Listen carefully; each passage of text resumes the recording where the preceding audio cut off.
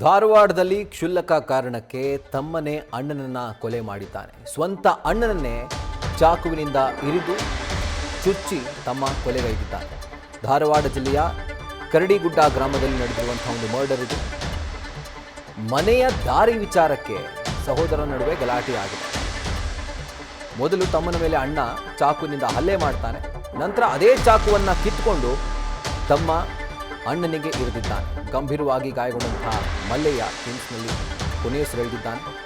ಸ್ಥಳಕ್ಕೆ ಧಾರವಾಡ ಎಸ್ಪಿ ಗುಂಜನ್ ಆರ್ಯ ಭೇಟಿ ಕೊಟ್ಟು ಪರಿಶೀಲಿಸಿದ್ದಾರೆ.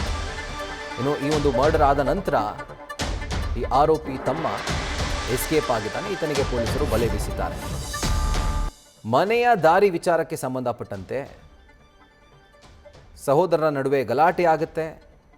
ಆ ಸಂದರ್ಭದಲ್ಲಿ ಅಣ್ಣ ತಮ್ಮನ ಮೇಲೆ ಚಾಕುವಿನಿಂದ ದಾಳಿಗೆ ಮುಂದಾಗ್ತಾನೆ. ಆದರೆ ಅದೇ ಚಾಕುವನ್ನು ಕಿತ್ಕೊಂಡು ತಮ್ಮ ಅಣ್ಣನ ಮೇಲೆ ಭೀಕರವಾಗಿ ದಾಳಿಯನ್ನು ಮಾಡ್ತಾನೆ. ಗಾಯಗೊಂಡಂಥ ಅಣ್ಣ ಮಲ್ಲಯ್ಯನನ್ನು ಕಿಮ್ಸ್ ಆಸ್ಪತ್ರೆಗೆ ದಾಖಲು ಮಾಡಲಾಗಿತ್ತು. ಆದರೆ ಚಿಕಿತ್ಸೆ ಫಲಕಾರಿಯಾಗದೆ ಮಲ್ಲಯ್ಯ ಸಾವನ್ನಪ್ಪಿದ್ದಾನೆ. ತಮ್ಮನಿಂದಲೇ ಅಣ್ಣ ಮಲ್ಲಯ್ಯ ಕೊನೆಯುಸಿರೆಳೆದಿರುವಂಥದ್ದು.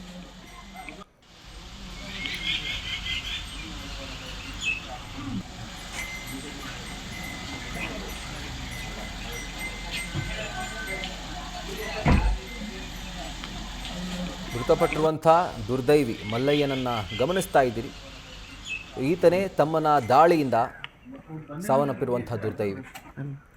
ಮನೆಗೆ ದಾರಿ ಬಿಡುವಂಥ ವಿಚಾರಕ್ಕೆ ಸಂಬಂಧಪಟ್ಟಂತೆ ಕೇವಲ ಈ ಒಂದು ಕ್ಷುಲ್ಲಕ ಕಾರಣಕ್ಕೆ ಇಬ್ಬರ ಮಧ್ಯೆ ಗಲಾಟೆ ಆಗುತ್ತೆ.